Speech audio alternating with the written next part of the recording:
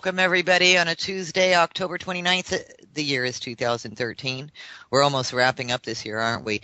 The weather here, amazing in Arizona. It has been just absolutely gorgeous until 2 days ago. The chemtrails started coming in, and today we have a hefty storm rolling in right about now. So we'll be staying live on the air, of course, as we always do through the storms.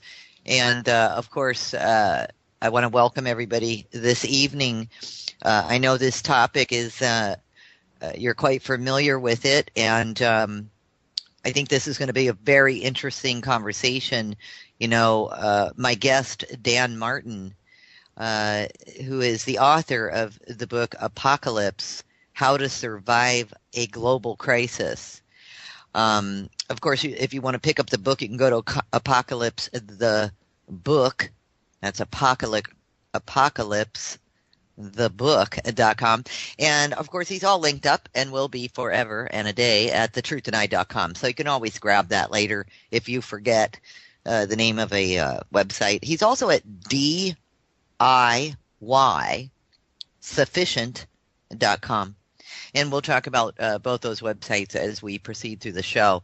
Let me give you a little bit of background on my guest. And keep in mind that Dan is a survivalist himself. So he's writing from first-person experience. At the age of 17, you know, he joined the military, was stationed in Hawaii, my hometown, and eventually deployed and fought in Desert Shield Storm, where he was honored with several awards and national defense, good conduct, and expeditionary medals. He received a degree in environmental sciences and another in sociology from the University of Hawaii. And upon arriving back in the States, he attended the University of Texas, where he studied physics and engineering. This is going to be really fascinating. It was also then that Dan volunteered with Habitat for Humanity. That's another something that Dan and I have in common.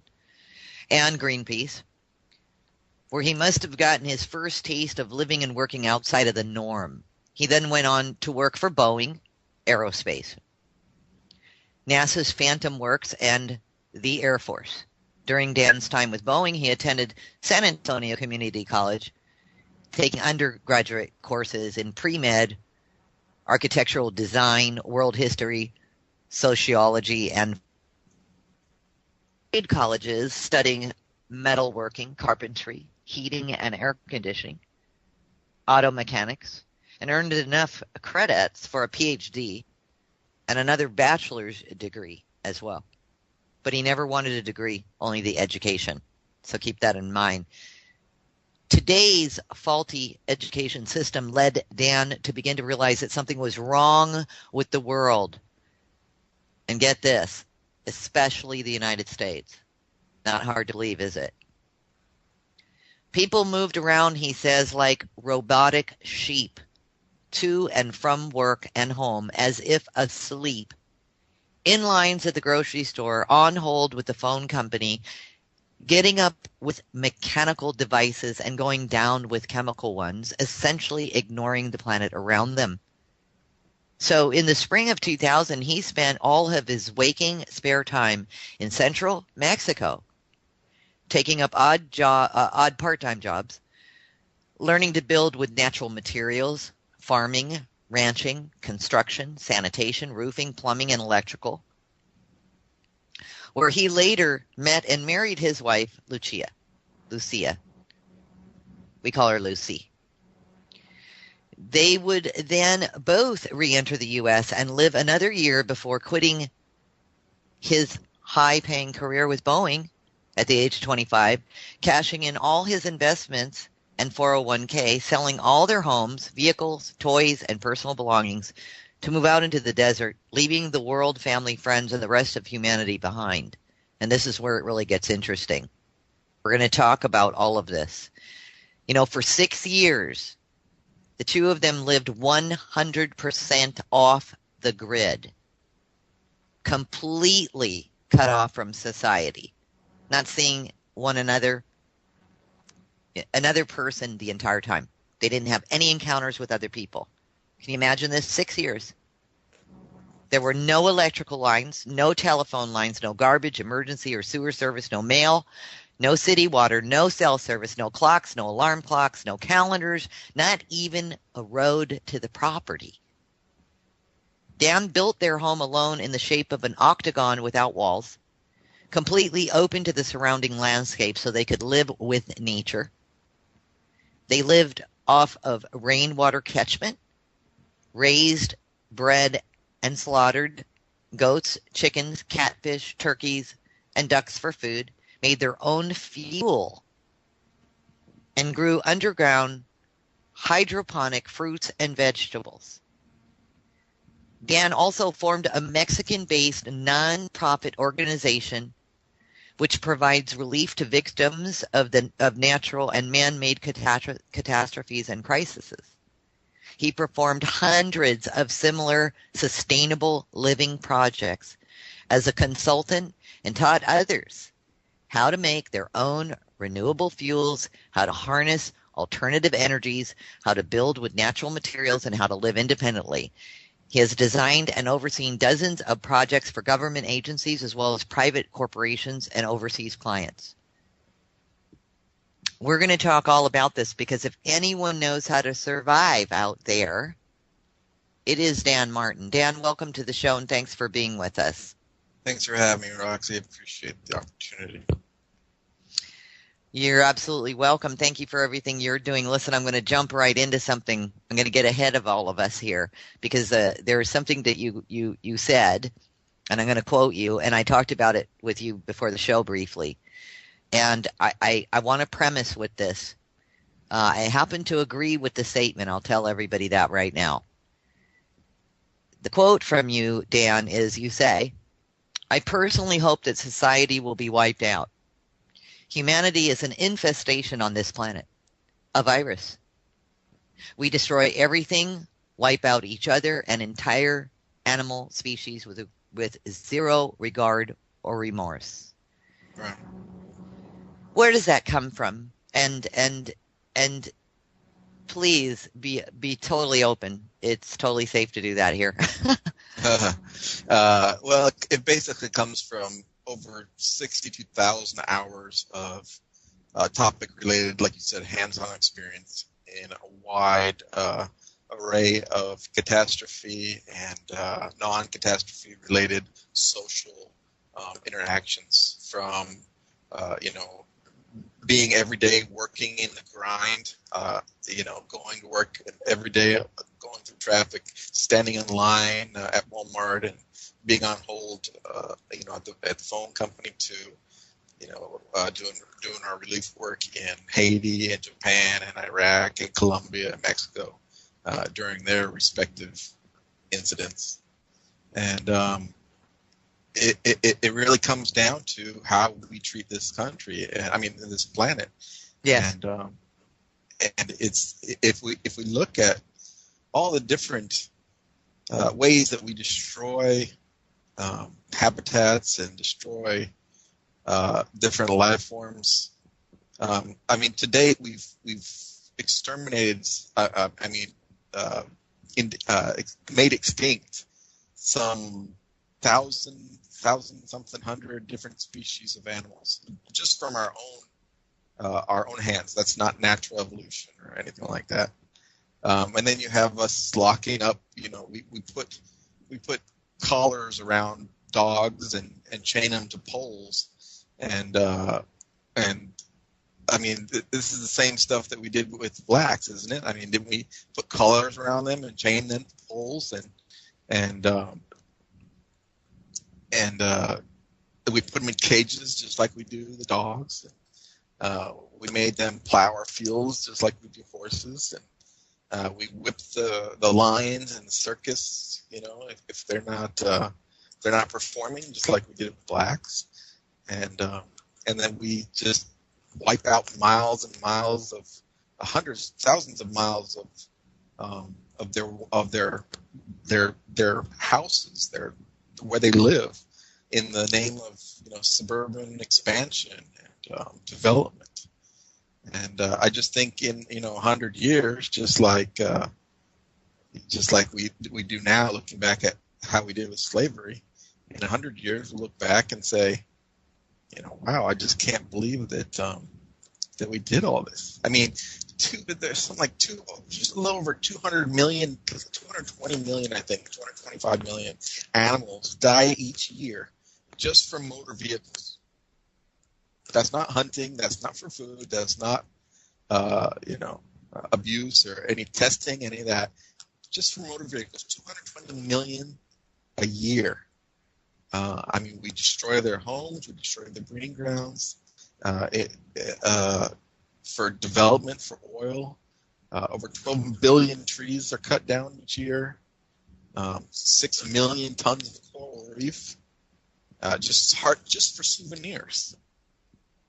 We murder them just for fun. When we're going to go out this weekend and kill a few deer, sounds like a good time. Let's go, bring some beer. We mount their heads on our walls and for trophies.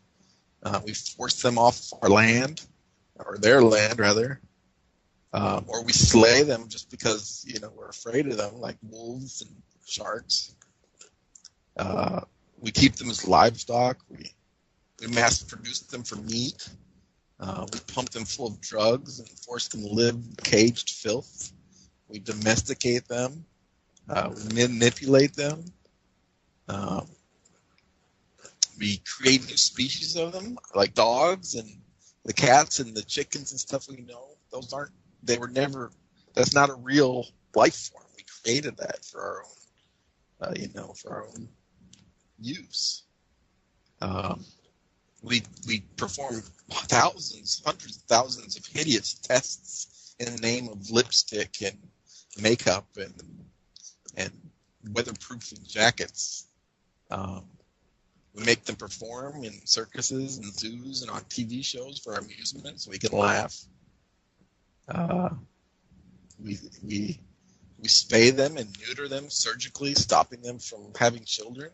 What if you were spayed and neutered, so that you couldn't have children anymore? Just so that there's not more of them on the streets and there's more of us.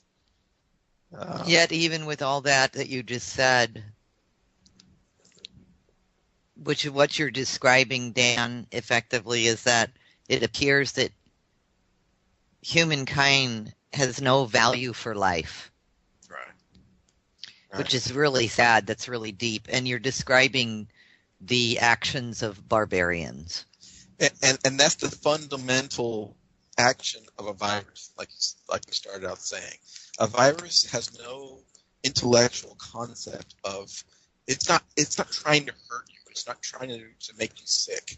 It doesn't have any notice of humanity or any other living thing. It doesn't care what it does. It doesn't care that it wipes out hundreds of thousands of people or animals. It just does what it does. But I think that we should be more intelligent than a virus. Shouldn't we be a little bit more thoughtful of other life forms on this planet? And that's a good question, Dan.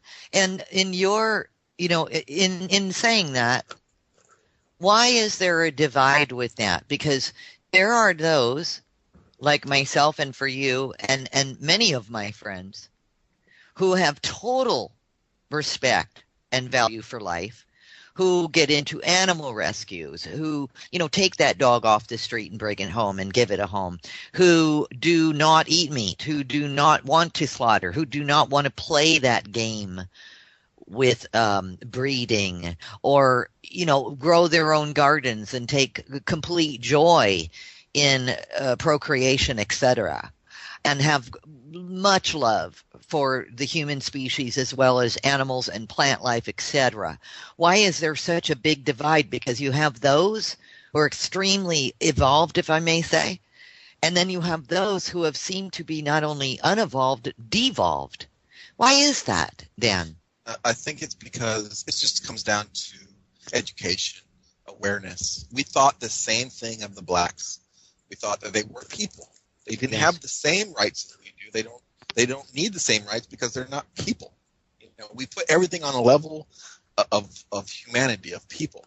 And then, in India, they do the same thing right now with what a group, a class of Indians that they call the Untouchables. I was in I was doing a seminar in London, and another professor that came up. I wasn't speaking at the time, but he came up to me afterwards, and he was talking to me about how we kept slaves, black slaves, and we mistreated them. And I said, well, you do the same thing today with your untouchable class. They're called Untouchables.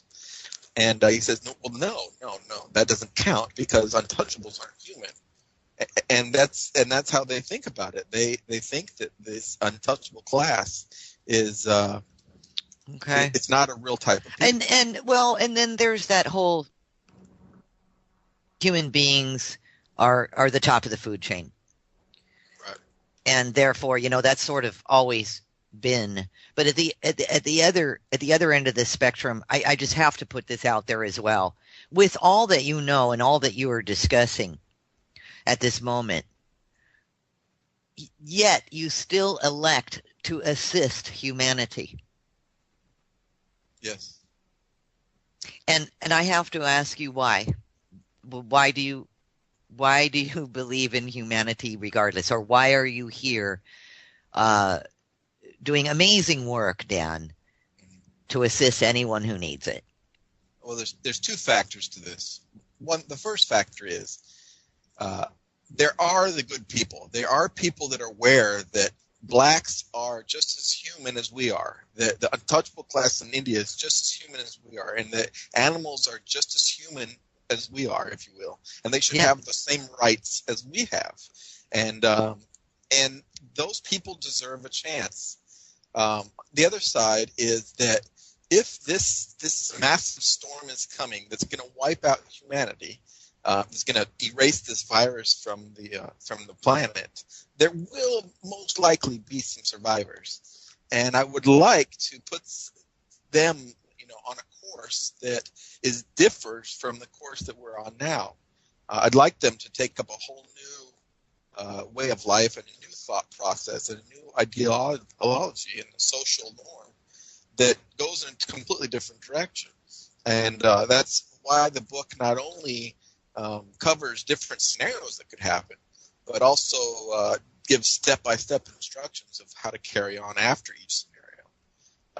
But it really comes down to being like a hurricane. Like I said, this storm coming, and our society, our planet, our humanity is just a very bad breeding ground and infestation. And this hurricane comes in, and it just wipes it out. Dan, you did say something really important. You said that by now we should know better. Why don't we? What's happened? Well, I think about 80 years ago, we were on the course to know better. We started out.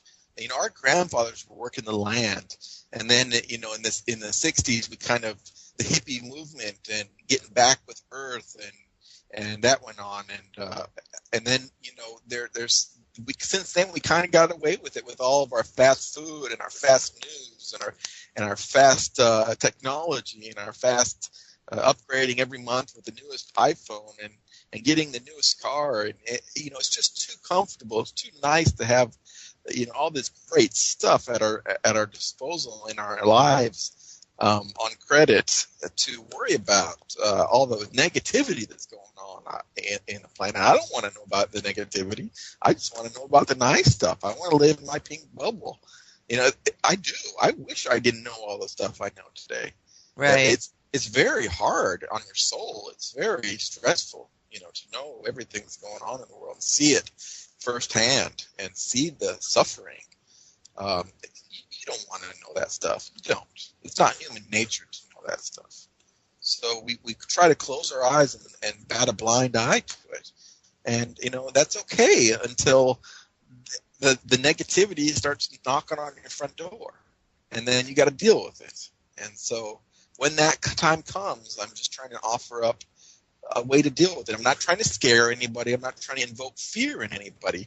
I'm just trying to put the information in front of you and saying, if you ever need it, there it is. That's it. Put it in a corner, put it in a closet. You don't ever have to look at it. But if you ever need it, there it is. Now, I understood. And, I've had a few survivalists on the show, and they're very much like yourself. Even with your statement that we opened with, they agree that we are a virus destroying the planet as well, and they say the same thing that you do. It's all relative. That they want to live through the wipeout and be here to assist those who survived and rebuild. So I understand. Some of you are very, cut from a certain cloth, if you will. May I ask you, when you and Lucia decided to be off the grid 100% for that 6 years, was it ever scary? I would think, oh my God, that's kind of scary. Was it ever scary, or did you really enjoy it? No, we really enjoyed it. I mean, absolutely. Tell me how it felt. Tell me how you both felt once you were set up, and then of course when we get back from the break, we're coming up on a break in a few minutes, but I want to know how it felt to be there, and we're going to talk about later re-entering, like once you left off the grid, so to speak. But when you were there, did you feel free? Yes. Yeah. The scariest part was making the decision to go there. I mean, there's so many unknowns that we didn't know. I didn't grow up on a farm. I grew up in Detroit. I later went up in the mountains to live with my dad when I was a teenager, but by then, I was a city boy by far. So we didn't have that knowledge that a lot of country folk today are born into. So just the idea of leaving society and leaving, emergency services and doctors and hospitals and warmth and shelter and having to create all that on your own is very scary. But once we actually got out there, and it rained on our heads, and the wind was blowing, and the creatures were howling, it wasn't scary at all. It was very beautiful, and it just kind of I likened it to society kind of builds up a shell around you. It you close off a lot of your senses, because especially like your hearing and sight and smell, because you're hearing things all the time: car alarms, doors closing, kids crying. You don't even know all the stuff you're hearing. But then you get out of there, and these senses kind of open up, and the shell of society puts around you, I liken that to the ego. And when you get outside of this, your ego kind of just goes away. You don't need an ego out there in every dimension of the word, and it's just a whole new level of calmness. I'm not talking about spirituality. I'm not talking about magic or any of that kind of stuff. It's just it's more like just meditation, relaxation. And this is when the storms are blowing in on you and it's snowing and you're not comfortable. This kind of suffering isn't the same suffering as you feel when you've lost your job and you have to feed your kids and worry about paying your house payment. It's a completely different element that doesn't bring fear, and it brings calmness and transparency. It sounds like over time as well, you not only adapt to that lifestyle, but it sounds like as well you do become more aware of your surroundings. What a sky looks like, if there's a storm coming in, a wind coming in, animals that are unsettled at night, something like this, to say that you learn a new language. Right. Yeah, you can actually feel the barometric pressure drop when a storm comes. Wow. And I hear people saying the barometric pressure is this, barometric pressure is that. But, I didn't realize that it's actually a real pressure that you can feel in your ears and in your nasal cavities that drops, once you free yourself to those senses. That's really amazing. And, you mentioned that you grew food. You're cutting out, Roxy. Your food quarantined when you did the hydro stuff, or away from bugs, or did you learn a whole nother dimension as well of growing food? Right. Well, there's two elements to that. One was the Oh, hold in-state. that thought. Hold Okay. that thought. Hey, Dan, we're going to take a really quick break here. I want to thank everybody out there who's reporting on what you're hearing on the show right now. And I want to say, Christopher, yes, you're on a cell phone. It's okay. It's not you, Christopher. It's definitely on our side. And we're going to switch out a mic for our guest and see if that works, and continue to let us know what you're hearing. And as well, Izzy, thank you very much. Yes, it's a bit staticky is what you're saying. Yes, we're aware of it, and we're correcting that issue. So thank you very much for letting us know. Appreciate it. Dan, whenever you're ready, if you've got that new mic, or unless you need to set it up. No, I think I'm on now. Can you hear me okay? Oh, night and day. Okay, great. Night and day. So far, thus far. Okay, so let's continue that conversation. So as far as that, with your plants, you were talking about, growing, and you were describing how that went for you guys. Right. Well, we're on the high desert. We don't get barely any water out there at all. And we chose that actual, location because where there's no water, there's no development, there's no people. It's the safest place for us, and it's very hospitable if you can be self-sufficient. So we chose that place, but we can't have a farm and have crops out in the garden or anything. So we developed different systems of hydroponics and aquaponics and aeroponics, and put it all underground, just in case there's some kind of nuclear fallout or viral pandemic or ash from a volcano or meteorite or anything. It's protected, but also because underground in the desert remains much cooler. It's about 65, 70 degrees all year round. So it keeps the plants a lot cooler and protects them from the sun and whatnot. And we grew everything. We grew, strawberries, blueberries, blackberries, raspberries, lettuce, broccoli, spinach, cucumbers, anything you can think of. We had everything. I mean, we had probably a much more comfortable life than most regular Americans do. I had a swimming pool in my living room, and we were laying in the hammocks drinking freshly made margaritas from ethanol that we brewed up ourselves, and fresh strawberries, and so very comfortable life. That actually sounds like fun. Now, would you say, in all fairness, though, that it took a lot of work as well? Yeah, it took a lot of work because at the time, this was 10 to 15 years ago, there weren't a lot of books, how-to books, how to do it yourself. We pretty much had to do everything trial and error, and we wasted a lot of money doing this. I cashed out all my 401ks, my investments. I sold all my investment properties, all my toys and trucks and everything.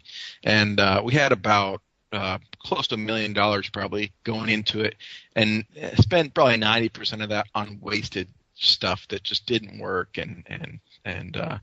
But now there's a lot of material out there how to do it yourself, a lot of books, a lot of stuff free online. A lot of courses that are free at community colleges. You can go and learn metalworking and welding and woodworking and gardening and just stuff that we didn't really have access to back then. So it's a lot easier today than what we had to do then. Now, may I ask, are you still living this lifestyle? Yes and no. We have two homesteads right now, one in Mexico, and we still have the one in West Texas. But with all the appearances and interviews that I'm doing, I've been on CNN, MSNBC, Yahoo. I was interviewing Esquire Men's Magazine. I was on the Travel Channel. And I'm doing a lot of consultations for private groups and corporates and people and seminars and lectures. So I'm traveling a lot more than I'd like to these days. I would like to be getting back to being off the grid. You brought it up, so I'm gonna. I was going somewhere else, but you just brought this up, so I have to ask. You were consulted as an expert for AMC's The Walking Dead series, correct? Right. Can you talk about that a little bit?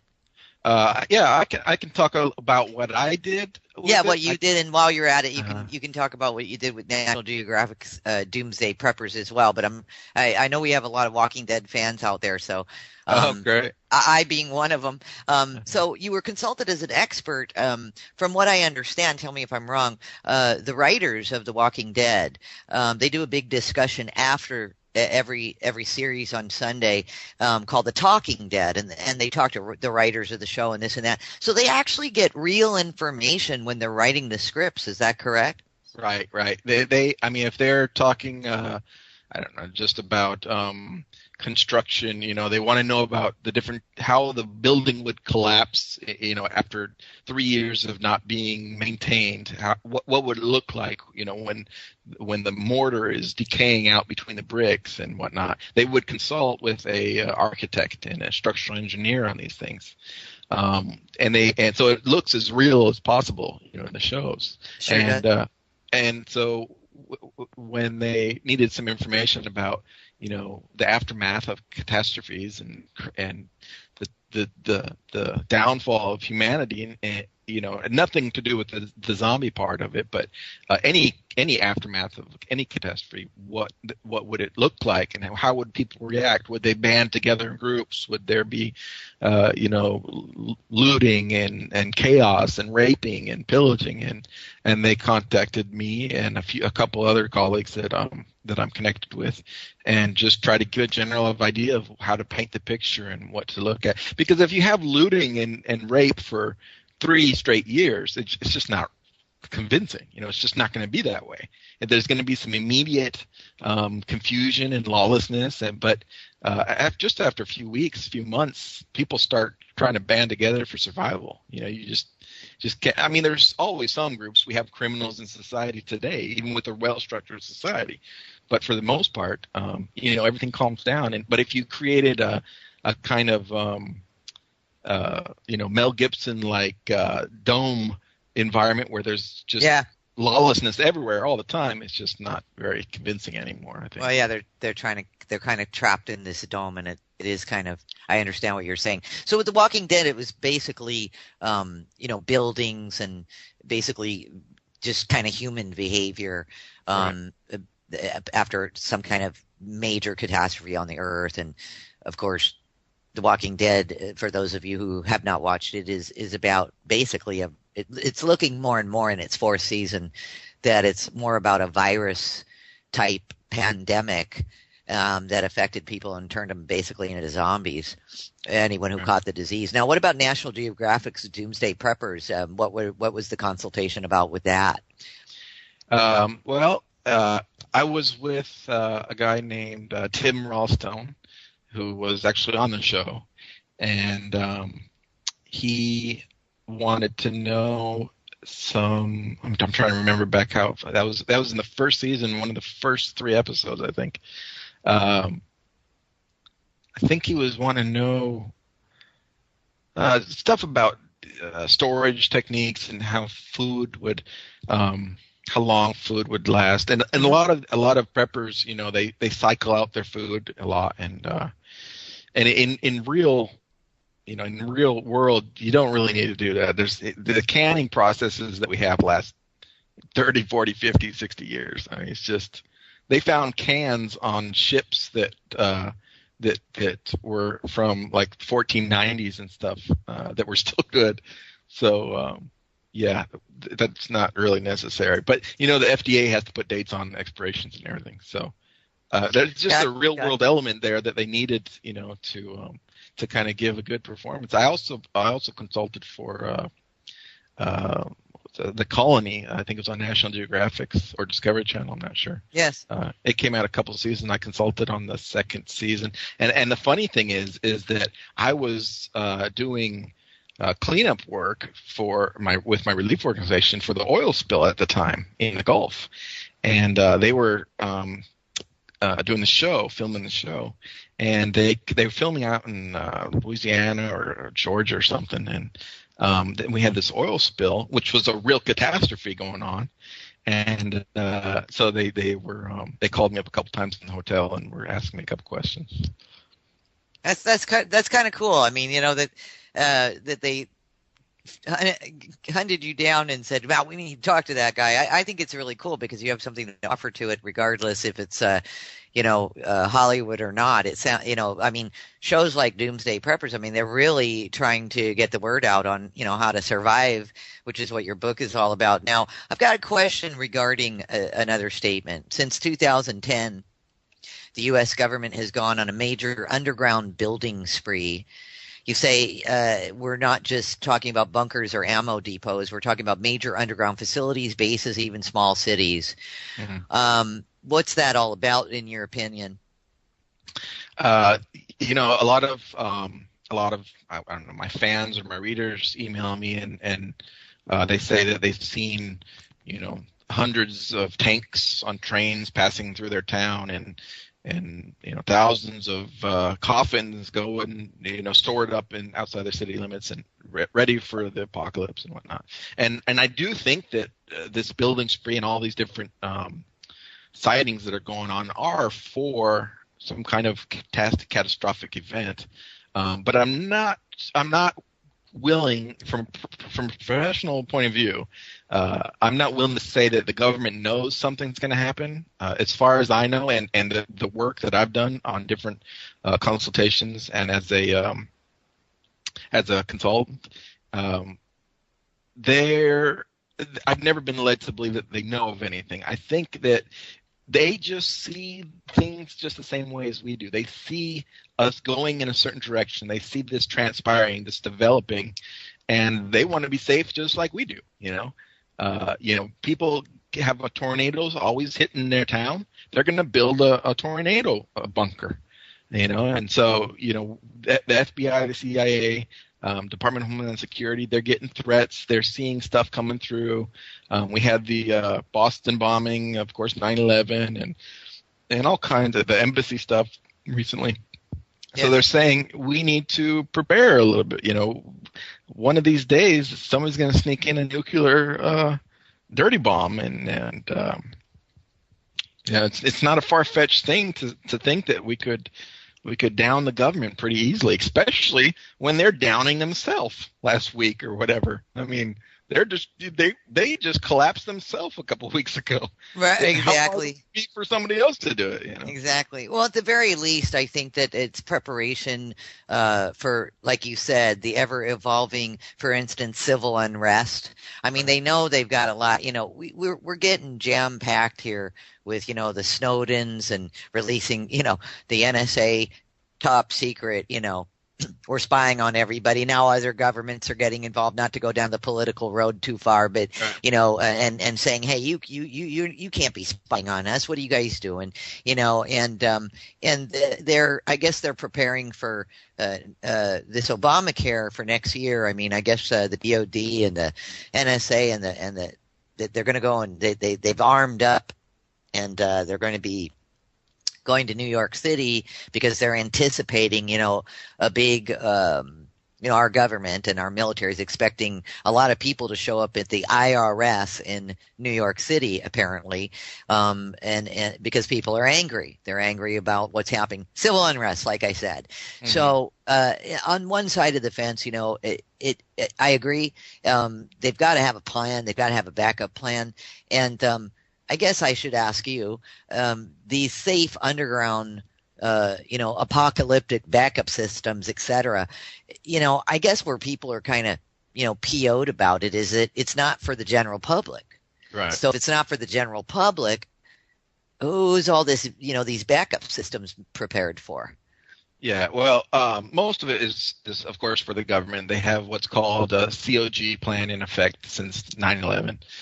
Which is basically a shadow government. It's not really secret anymore. It's not. Right.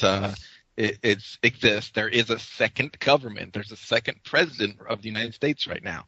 There's a second vice president, chief of staff. Everybody. There's a backup system that was not voted in right now underground since March 1st, 2002, in a bunker. And if our government, any element of it, gets wiped out, they will immediately take effect. This is called the COG plan, continuation of government, I think it's called. it's continuity of government. Continuity of government. There you go. But the funny thing is no matter how hard I look, I can't find a continuity of civilians plan, a COC plan. Because there isn't one. No, they don't. They'll have the government in place, but the society, the civilians, will all be gone. There will be nobody to government. Yeah, and you're right. I went down that rabbit hole as well, and I can't seem to find anything. Well, and maybe maybe it's safe to say that maybe they are sort of in the same boat that a lot of us are.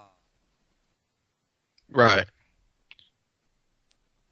About getting rid of 3/4 of the planet, and people are popping up with government documents, whether they're real or not, I have no idea, but you know what I'm saying. I mean, people in general seem to be afraid that they're trying to kill us all, whether it be through some kind of genocide through the food, GMOs, poisons, viruses, et cetera, et cetera, et cetera. Which supports my whole point, my whole line matter of that we're infesting the planet and need to be wiped out. Right, exactly. No matter what way you look at it. Yeah.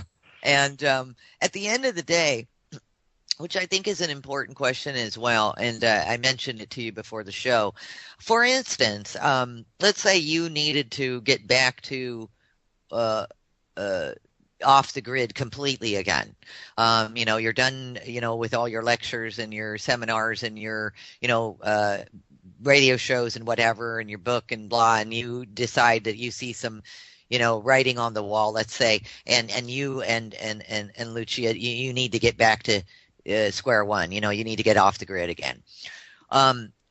Is there any prevention that you've got for, let's say, any sort of virus that, let's say, would be something airborne that breaks out worldwide? Are you safe in the area that you have built?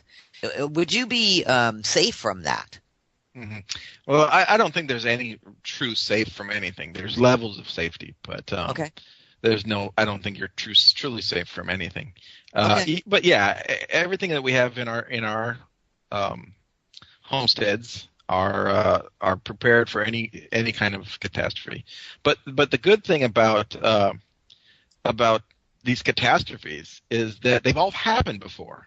Every single one of them. There's been viral outbreaks that killed everybody. The Spanish flu killed 2/3 of the population or something. This is everything. Meteors have impacted the Earth and wiped out entire species. Governments have fallen. They fall all the time. Russia just fell. Everybody falls. The United States will fall. It's conclusive. It's a 100% guaranteed that United States government and the United States of America will fall. So it's all happened before. So it's very easy to see what people did, what they didn't do, what they should have done, and prepare for all this stuff. I hope that answers your question. Well, it does, and I agree with you. I mean, history shows us that, the Roman Empire is a real good one to read about. It seemed to be the longest standing government and civilization, so to speak. And it has a beginning, and it has a middle, and it has an end. Everything that is born on this planet, it dies and is reborn again. So you're absolutely right. I mean, I hope I'm like in the same line of what you're saying. I agree that this the way it is, and the what's the word I'm looking for? The systemic issue is so huge in government at this point that it needs to be cleaned out. Right. Going back to viruses a little bit, viruses are such a good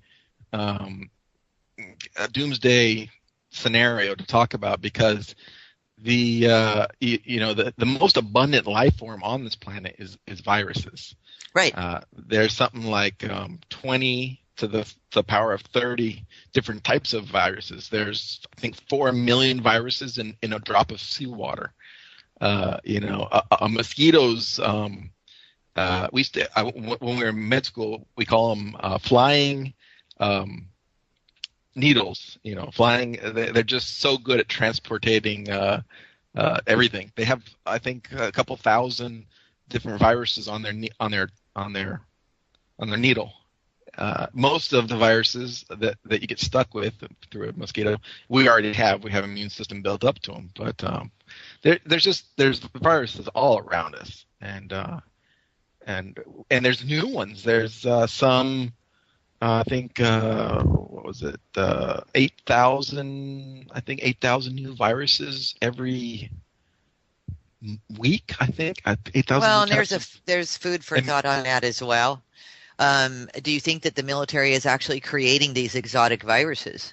Well, we know that the military created SARS and swine flu, and they also back in the 60s and stuff, they would inject. I don't remember which one it was, but they would inject people from Honduras and people in the South in prisons. They would inject them with, I want to say, cholera or something, just because they were trying to weaponize it. Right. But as far as I don't think they're. I don't know. I might just be naive and hopeful, but I don't think they're actually doing it to wipe out people. I think they're just doing. I mean, well, yeah, they are. They're using it. They're experimenting as a weaponized, weapon for war. But I don't know if they're doing it just to wipe out the people in general. Unfortunately, that's exactly what they do. They get out. The swine flu got out in Russia. I think Russia had a couple vials, and it got out and made a big ruckus a few years ago. Was it dengue fever? 25,000 killed in 2012, I think. Yellow fever, 30,000 killed each year. Sorry, Dan, you just cut out on me. I didn't hear the question. Yellow fever, 30,000 last year. It just goes. Hepatitis C, I think, is around 500,000 deaths a year. And then you got influenza. One of the most common is 500,000 every year. So I mean, there's viruses out there that are killing hundreds and hundreds of thousands. I've been in Haiti. I don't know if you knew, but I've been in Haiti for the last month and a half almost. And we're down here. I came down here 3 years ago for the earthquake relief, and I've come back 2 times since doing cholera work. This has been the largest cholera outbreak ever recorded in Haiti, and it's spreading now. It's spreading to I guess other countries. Is it really? Do you think it's diabolical? I don't know why they'd want to wipe out Haiti. It's the poorest. It's one of the poorest countries in the world. They don't, impossibly, but I just think it's more of a mistake than or negligence than. I mean, it could be. Like I said, we performed experiments. Syphilis. It was syphilis. Oh, right, yes. On Americans. It was called the Tuskegee experiments, I think it was called. And then again, the Guatemalans prisoners, I think it was also syphilis. But the Tuskegee experiments were on black men in the South. They injected them. They said they were taking blood tests to test for what's the gene that black men carry? What is it called? They have a blood deficiency, and they were giving them free blood tests if they signed up. If they came in, they were injecting them with syphilis to see how they would react. And they would come back every month and say, I'm having problems, and they'd say, oh, what are your symptoms? And they just document it and record it. And then, this came out, and the black community sued them and sued the government and won the claim and found out that our government was injecting black Americans with syphilis for 20, 30 years or something. Isn't that interesting?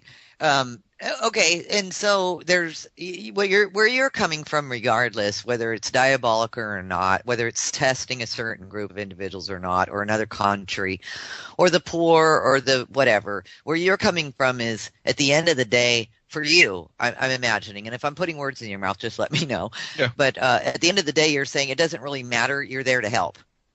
Right. All right, and it's not. I mean, of course, it matters. I would love to know if the government is doing this, but in reality, I just don't know. I was a contractor for government projects. I designed a lot of these underground bunkers that they're building. Well, not a lot of them. I had one design. They used it in a lot of different places.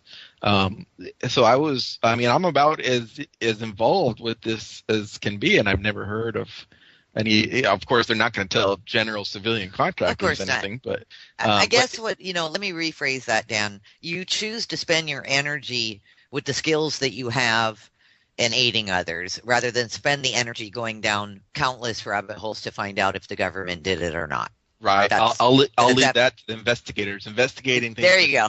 Wrong point. Because this is your gig. I understood, and I just wanted to clarify that. And I'm not saying that there's not some malintent here. There right. very well could be. I mean, throughout history, there has been. I mean, 90% of everything the government has ever told us has always been lies. There were no chemical weapons right. I mean, weapons of mass destruction in Iraq. There was weapons of mass destruction in Iraq. Sure. Yeah. No, there weren't. There were chemical weapons used in Syria. Nope. No. So everything they tell us is lies. I wouldn't doubt if there was something going on or not. I just couldn't say yes or no either way. Gotcha.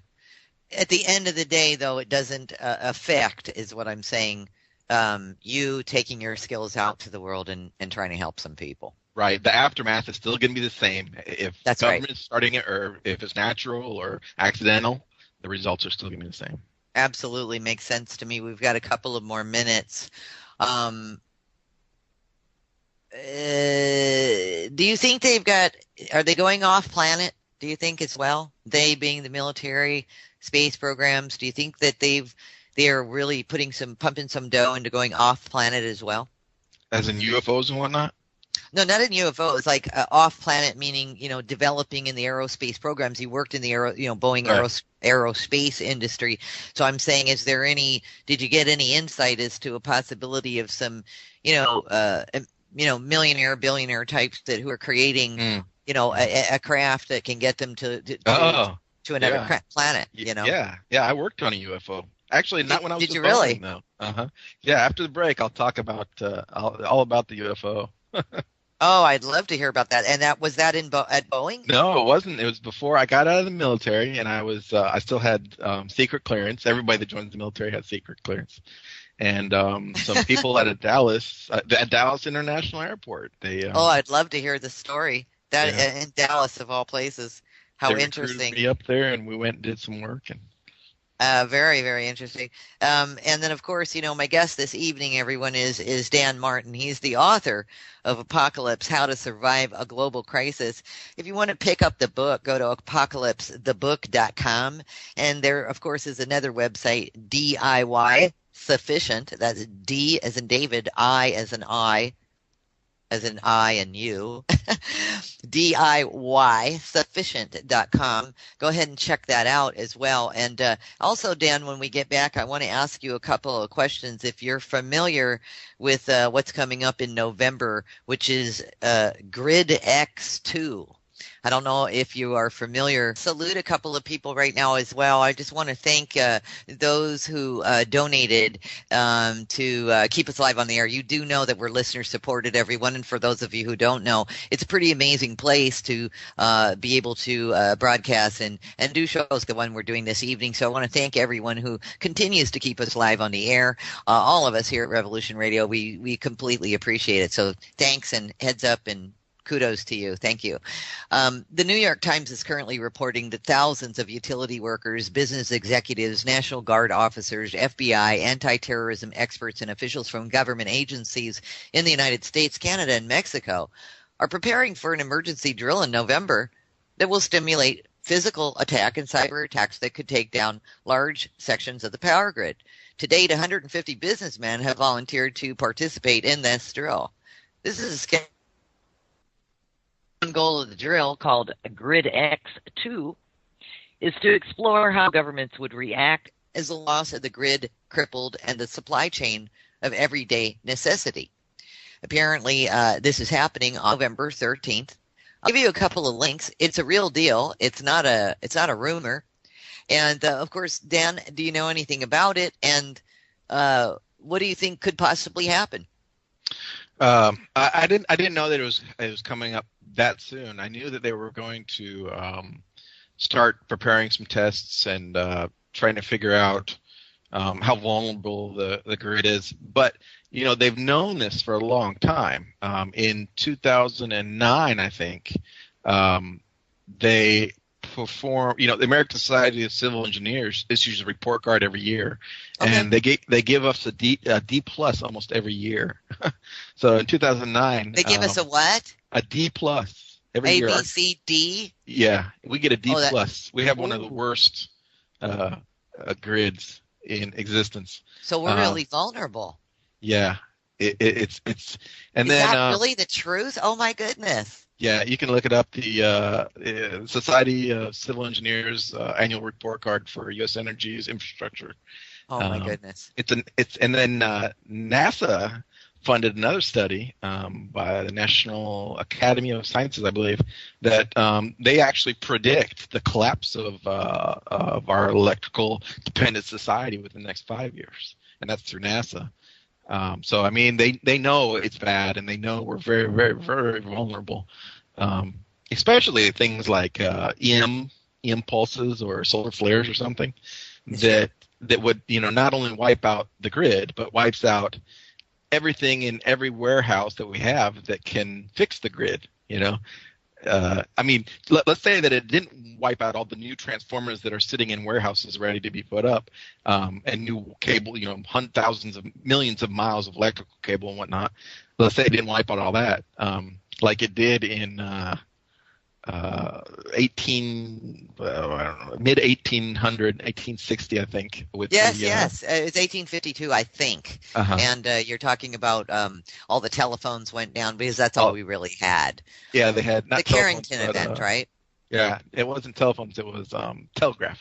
All the telegraph wires, thank you. Machines and everything just burnt up. They caught on fire. Yeah, it's a scary thing when you read about what happened. Yeah, it's the Carrington event was huge. Let's talk about that UFO we were talking about before we hit the break.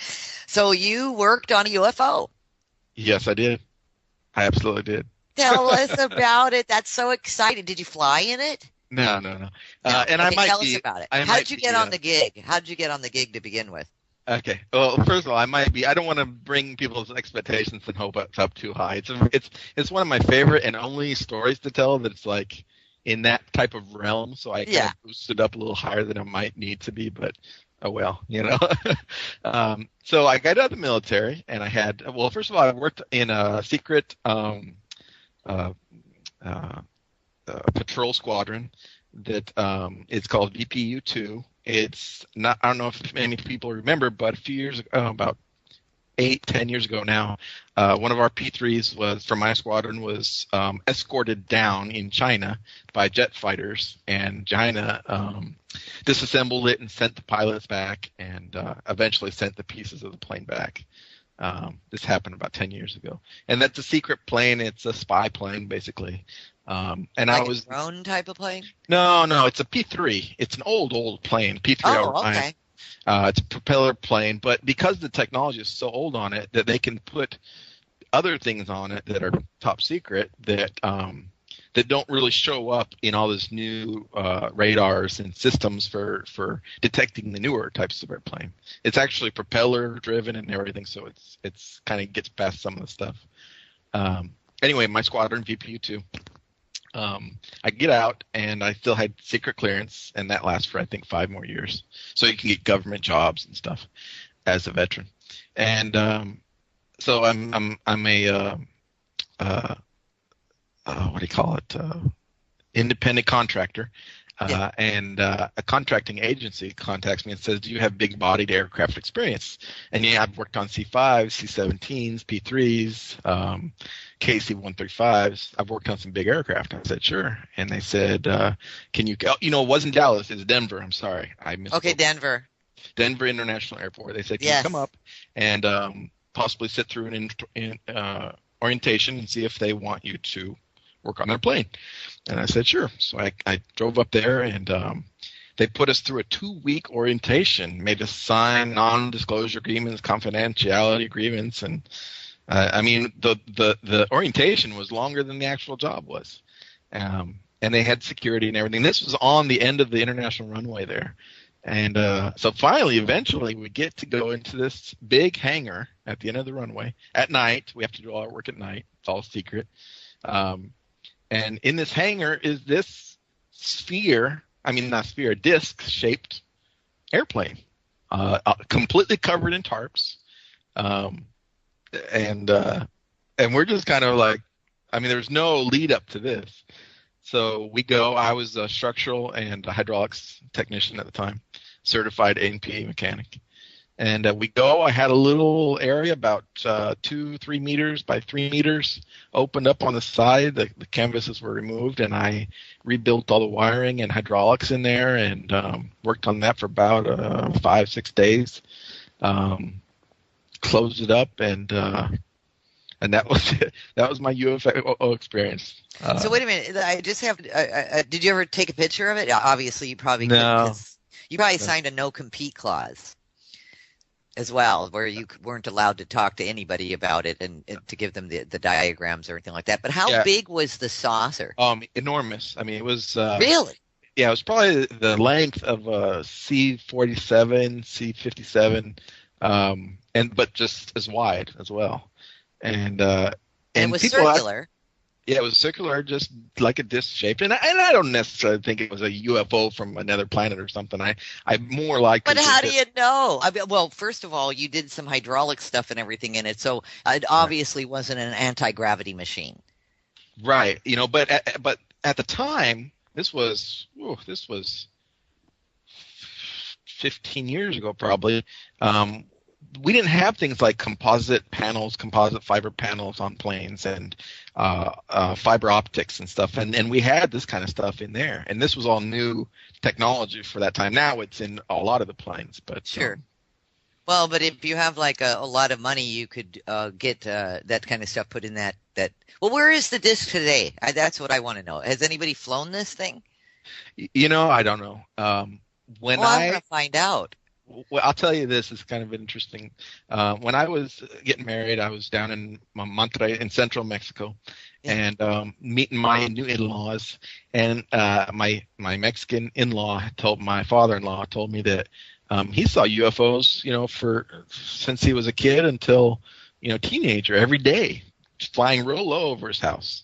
And he didn't. And this was back in when he was a kid, it was back in the 60s or 50s, And he said that then one day in 2003, 2002, 2004, 1992, 1993, 1994, he says, I saw them on TV. They were the B1s, B2s, B1, B4s, the triangular bombers that we have and fighter jets that are now invisible to radar and stuff. They were test flying that stuff down in Mexico in the 50s and 60s. So, they might be testing similar new technology now that we won't see for another 30, 40 years. Yeah, no doubt, or even longer. Let's talk about a couple of things, ways in which we could, we kind of covered, like, I guess, viral pandemics to some degree, or a terrorist attack, or temperature changes, whether they be hot or cold. And let's talk about like a World War III scenario. Mm-hmm. If indeed we somehow, and I don't like to manifest this at all, but a World War III survival sort of technique, what would that be for you? We're talking nuclear, I guess. It could be an invasion as well, like a beyond, I don't know. You could talk about nuclear. Sure. Let's go there. Okay. Well, nuclear is actually one of the easiest ways to survive. Okay. It dissipates fairly quickly as long as it doesn't get into your food and water supplies. But, and that's another problem with nuclear is it moves so quickly that it can overwhelm people that aren't prepared. But because it moves so quickly, it leaves so quickly as well. It's basically like a big hurricane. It comes and goes, hits hard, but it's gone. Nuclear radiation it's contaminated in a dust-like format. It gets on our skin, it gets on our food, it gets on in our hair, it gets on in our mouths, the things we're eating, and it affects us that way. It creates radiation poisoning, makes us sick, and eventually, if you're contaminated that bad, you're gonna basically bleed out from the inside and throw up all your blood, and it just really destroys your internal organs. But if you are covered in, like a rain jacket and whatnot, and you don't inhale the dust specifically, then the radiation dissipates. It just kind of, it's like a battery. It just dies. So what do you do to prevent yourself from not inhaling it? What are some of the things that you would do? N95, N99 dust masks, goggles, rain jacket, rain gloves, rain boots, rain pants, and then rinse off real good before you go in and out of your shelter. Put plastic over your shelter, your windows and whatnot. And then another, if it's really bad, if we're talking not just if you're pretty close to the ground zero, you need mass, anything with mass to protect yourself. Mass? Is that what you said, mass? Mass. Anything with mass. The denser the mass, the more of the mass, the more you're going to protect it, the more that radiation has to fight through. Radiation really gets limited by mass. We're talking dirt, lead, metals. The thicker, the denser, the better. I do consultations for some larger corporations in large cities like Houston and Dallas and Los Angeles that want to know what can they do for their employees to prevent them from any kind of, because the nuclear explosion is the big one now that everybody's talking about. And I just say, pile up a couple desks. Take off your doors from the hinges and put them on some chairs, and just make a big pile of furniture and filing cabinets and anything you can get your hands off, and put it in the middle of the structure, and get underneath it and just stay there for a few days. That's your best bet. Don't go anywhere. You see in all these shows like Preppers and yes. Walking Dead and everything. The big mistake is that they leave. They're trying to they get start wandering somewhere. off. Yeah. And I'm like, that would be the last thing I did. Because once you leave, once you start moving, you're in somebody else's domain. You're in somebody else's back door, and they have all the resources and all the they know the lay of the land, and you're trespassing now. Just stay in your back door where you know everything, you know everybody, you know where everything is.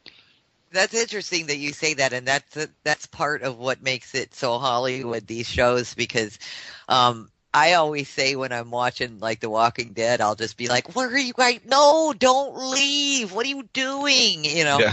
But that's what makes for an exciting show, right? Yeah. So it turns out that you actually subscribe to that. Like, don't go anywhere. You don't need to leave. You don't. Yeah. Need to run. That's the worst thing, because you can only take as many supplies as you can on your back. It's going to last you a couple of days, and you need more supplies, or in your truck, or however you're moving. But when you're at home in your bunker, you got a year's worth of supplies. You're right.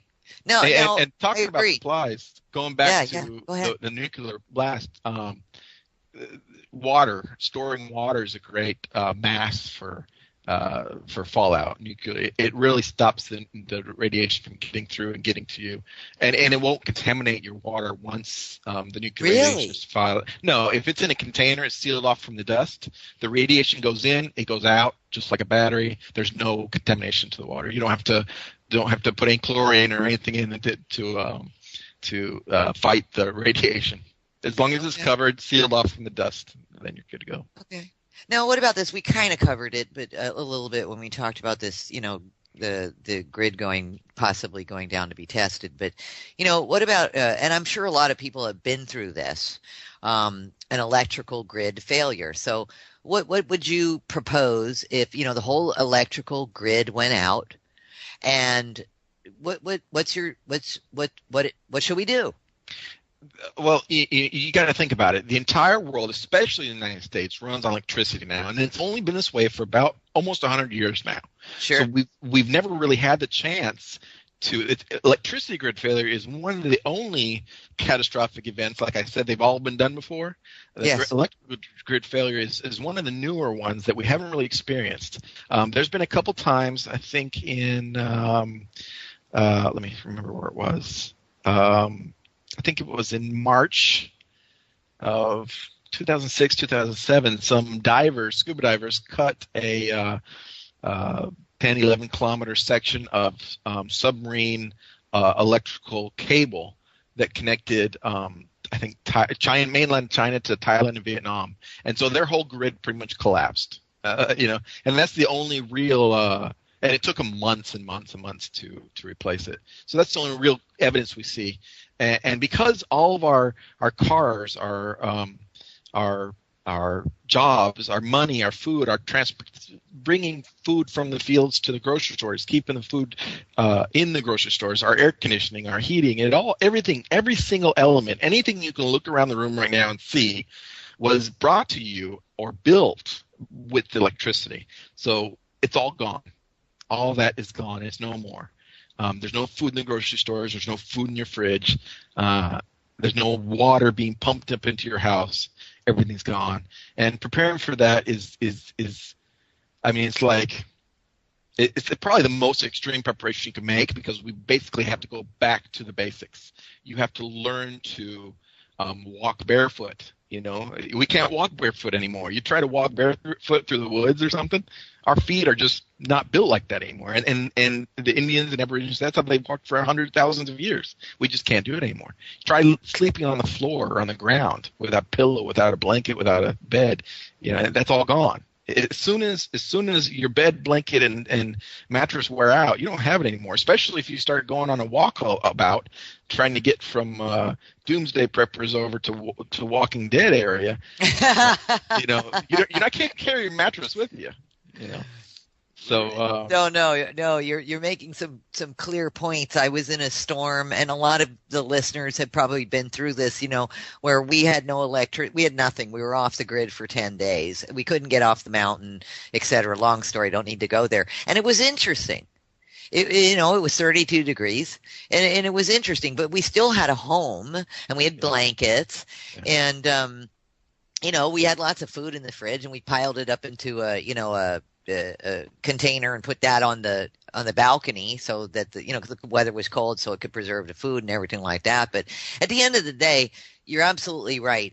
After you might be able to go a couple of weeks or 3 weeks, but after that, you're going to run out of everything. And how do you survive past that? Yeah, and the problem with the types of electrical grid failures that we're talking about is that almost any kind of event can cause an electrical failure, be it terrorist attack, be it a nuclear war EM pulse, be it meteor impact EM pulse, be it solar flares, and we're not talking about grid failures where you're saying weeks or months till the electrician can come around and fix it. We're talking 30 years. Right.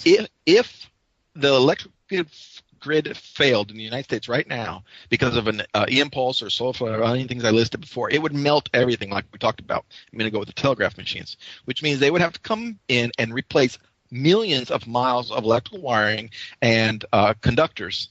That act alone, with the manpower that they have on staff right now, would take 30 years.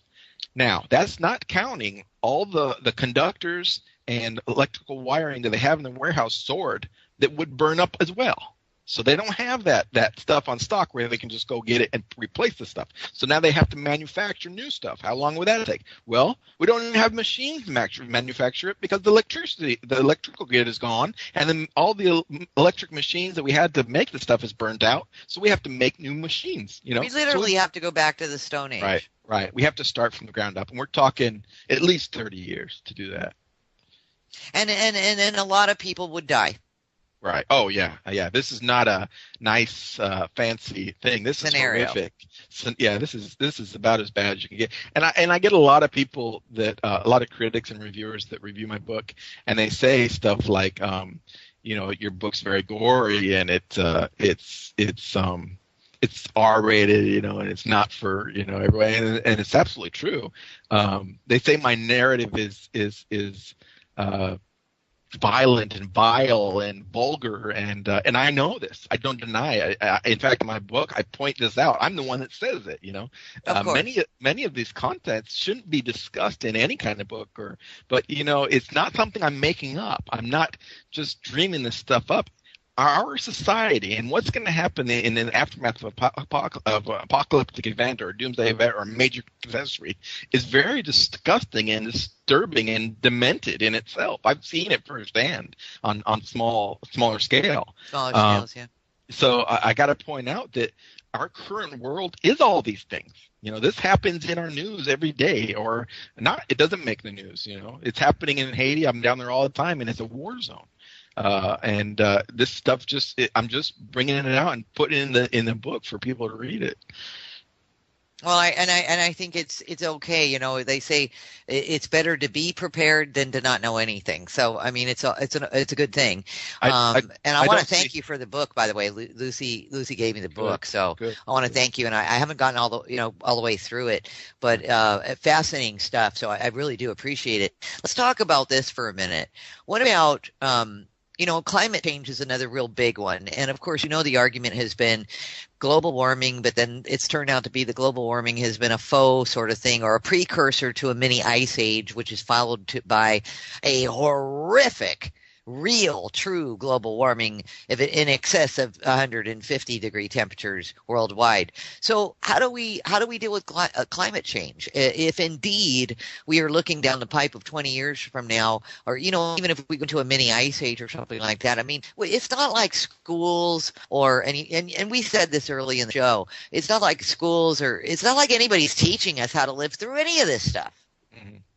Right. Yeah, we don't learn this in science class, right? We didn't learn it. So what about climate change? I mean, is there, of course, in the book, something covered that helps us to, again, because it sounds like there's different types of preparations for different types of collapses or catastrophes. And climate change would be unique if I mean, you still might have your grid, but you get excess temperature. So what do you do there? Whether it's hot or cold. Yeah. Let me give you a little background about climate change, because people, I believe in climate change. I don't believe in climate change. I don't believe in global warming. I do believe in global warming. There is nothing to believe in or not believe in. It's just the way it is. It's not like I believe in ghosts. I don't believe in ghosts. I believe in angels. Right. I don't believe. It has nothing to do with whether you believe in it or not. Regardless of whether you believe or not, global warming exists. Did we create it? No, we did not create it. It's natural. Every planet experienced global warming. That said, there was an enormous spike, about 7 million percentage since the start of our industrial age. So we didn't start it, but we really put it on a skyrocketing ignition rocket launching phase. Do you mean a spike in temperatures? And spike in temperatures, and spike in CO2, and a spike in global warming. What global warming is basically our planet, our atmosphere is like a greenhouse. We have gases. Welcome back for the last stretch this evening with Dan Martin. Dan, we were just talking about this enormous strike during the industrial age, spike, I should say, in temperatures, CO2's, greenhouse, and so forth and so forth. So whether you believe in something or not, your point was that we are entering and have entered into a somewhat of a global climate change. Right. In the early, right around 1900, a guy came out and said our planet is warming. And why is it warming? Well, like I said, there's gases in our atmosphere and that protect us from different things and build up from plants dying, methane released from the bodies of animals and whatnot. And this creates like a greenhouse effect, which, if you know about a greenhouse allows long beams, long rays of light in. It hits different objects inside the greenhouse or the planet and bounces and breaks these up into little light beams. Which can't leave. They're not long enough. So these bounce around, scatter around, go up and down between the atmosphere and the planet. And each time they bounce around, hit something, they warm it up that much more. And that's why greenhouse is much warmer than outside in the winter air. So That's basically how a greenhouse works, and that's what our planet does. And it gets warmer and warmer and warmer the more we release gases into the atmosphere, because more of that greenhouse insulation is created. Now, in 1970, I believe, or early 70s, I think, NASA announced that we were entering into this global warming cooling cycle, and that by the end of the 1990s, it was finally accepted worldwide unanimously by all scientific communities that yes, our planet is warming significantly. In the last since the Industrial Revolution was 20s, 30s, there has been more let me phrase this a better way. There's been more carbon dioxide released into our atmosphere in the last 80 years than in the last 45 million years combined. If you can picture that. More CO2 has been released in the last 80 years than the last 45 million years combined. So that should give you an idea that what we're doing and how our contribution, even though we didn't start it, what our contribution is to the planet. So what does this mean? The United Nations says during their climate change conferences that this accounts, and right now, I'm not talking about next year and 10 years from now, but this global warming accounts for 21,000 deaths per year. So this isn't like in 10 years, 20,000 people are going to die because of global warming. No, 20,000 people are dying right now because the sea levels are rising, or because heat strokes, or because power grid failures and whatnot. We're talking about increases in temperatures already of 29 degrees. So, and if this happens enough, if the planet warms enough, what will happen is the northern and southern ice caps. Well, the southern one doesn't really matter; it's not on land. But the northern ice cap and Greenland. The northern ice cap in Greenland would melt, and this would cause about 200 feet or so of water from the ocean to rise. The ocean would rise about 200 feet, 220 feet, I think, to be exact. So any cities, towns, communities, people living at an elevation, anything under 220 feet, which is about 70% of the towns, cities, and major cities worldwide, would be completely underwater. What would happen this doesn't affect me. I live in Colorado. I live in Ohio. I live, where would all these, 22 billion people, 7 billion or 4 billion people go? They're going to go inland. They're going to go to Ohio. They're going to go to Denver. You're just going to have this mass exodus to these towns, and these towns just cannot, provide for them. There's no food. There's no water. There's no shelter. It's just it's a sinking ship where all the rats try to get on the sinking ship and they just sink it faster. That's, and now when we talk about we can get into another thing where that creates, like you said, a global cooling cycle.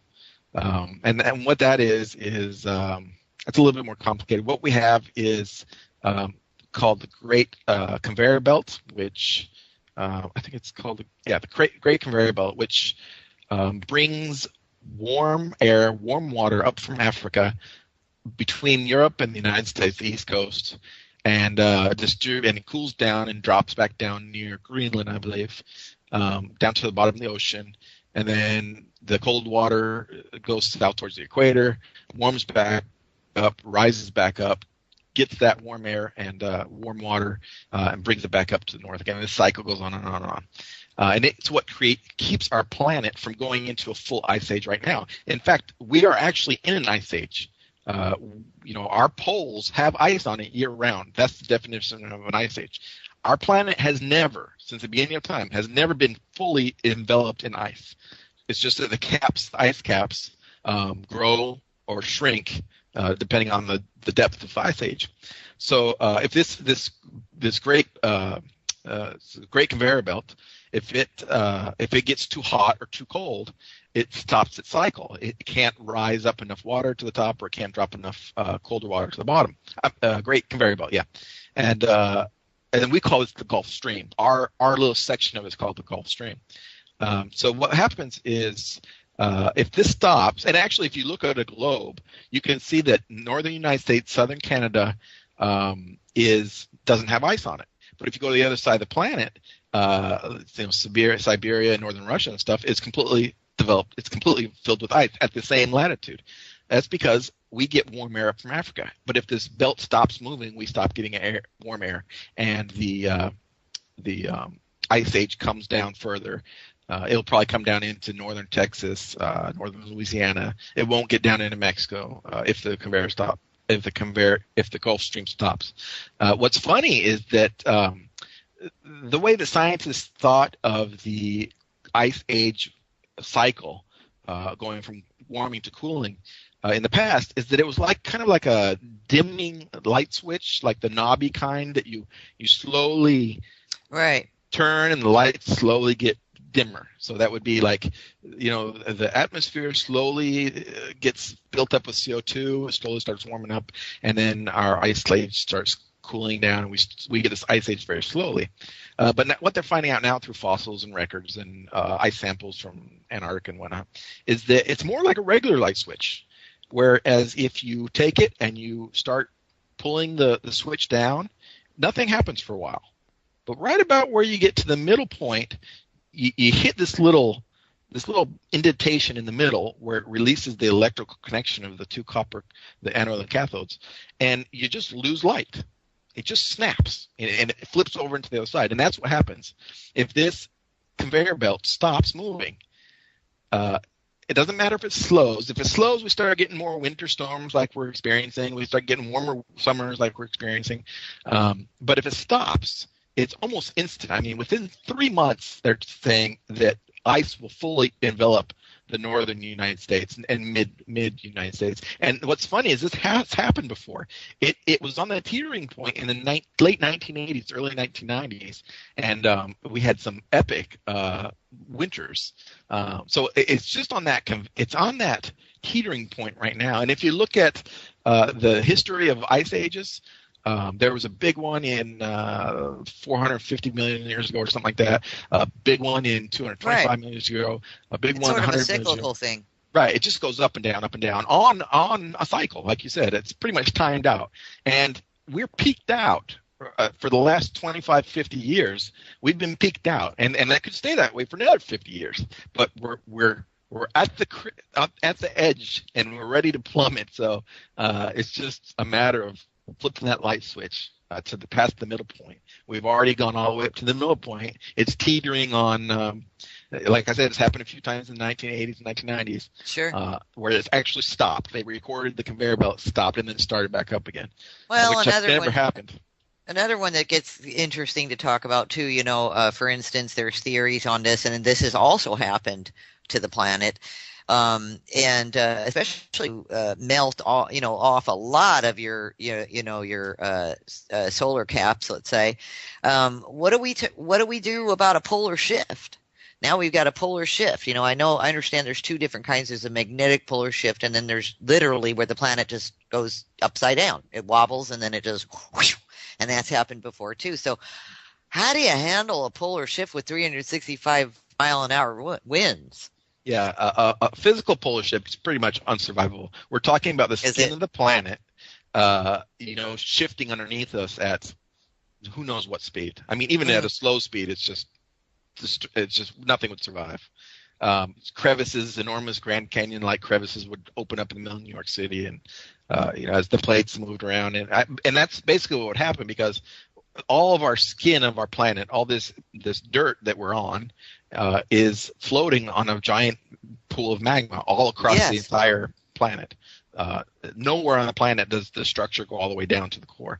We're floating on lava. So if the planet wanted to cycle like that, which can be caused by numerous things, including larger bodies like Planet X or the sun's different orientations, could pull it and flip around in different ways.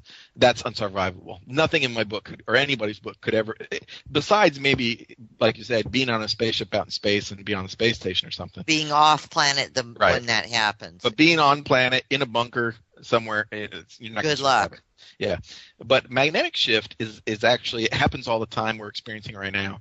The magnetic pole goes from, it's been as low as central Canada, and it's moving up through northern Canada right now. It'll be in Siberia, I think, in a year or two, and then it'll come back down around Alaska, and then come back into Canada again.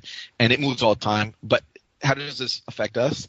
Everything we have, all our structures, all of our airports, all of our navigation systems, everything operates off magnetics, and of course, all the animal life on the planet works off magnetics. So we have to just be moving this stuff all the time, or else you're getting plane crashes. If it happened instantly, where the polar shift, or the polar caps would shift, I mean the magnetic poles would shift instantly, we have some very, very big problems. In fact, Miami International Airport just moved their major runway. They had to dig it all up and point it north again because it was completely off. I mean, it was heading almost east completely now. That's how far it was off. And this actually has happened several times in our own existence. The magnetic poles, depending on where the magma is, because the magma is electrically charged magnetic liquid. It's what creates the poles, and it moves all the time. So it's always pulling those poles around. And most people don't know, but there's not just a north and south pole. There's hundreds or thousands of north and south poles all over the planet, and they're coming out at different places, and they move around, they go in and out, and it's very disruptive. So our planet is not a calm, peaceful place as most people think it is. Back to the physical polar shift. Mm-hmm. This has also happened several times in our existence. Mm-hmm. The native Indians of the United States and the Aborigines of Australia, they have stories of times when the sun rose in the west and set in the east, or when it rose in the north and set in the south, or vice versa. Isn't that crazy? That's just crazy. So it's flipped a few times. They have core samples now that show the magnetic charge imprint on the samples shows that it was all going one way towards the North Pole, and then it was all going completely different direction towards the North Pole, where the North Pole was at the time. So complete opposite directions in the samples. So they know that it's flipped several times. But if it flipped again, that would definitely be a doomsday-like environment. Right. That would be a KYAG. It would be over, and so you would just give up at that point, certainly. All right, now here's the biggie, because we sort of are already there, I think, and it's a real possibility, and I don't think it's a big stretch. But how do we deal with an alien invasion? That's one of my favorite topics. Where to start on this? First of all, I get a lot of interviews, and journalists and reporters ask me if I believe in aliens. I absolutely believe in aliens. Being a physicist, being an engineer, being a scientific mind, it's just ridiculous to think that there's no other intelligent life out there. But we do this. That's what we humans do. We do this.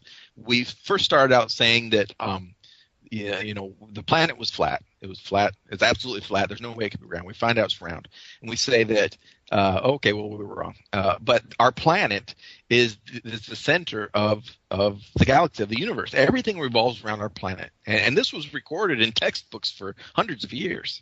And then they find out, no, we actually revolve around a star, and other planets just like ours revolves around a star too. Okay, fine, we revolve around a star, but everything in the galaxy, all the other stars that we see in the night sky, all revolve around our star. We are the center. Our star, our solar system is the center of everything. Then they find out, no, actually, we're about 2/3 out in one wing of the Milky Way. Okay, fine, but our Milky Way is the center. And they said this. They put this in the textbooks. This was a belief structure. I'm not making this up. There was a belief structure for hundreds of thousands of years.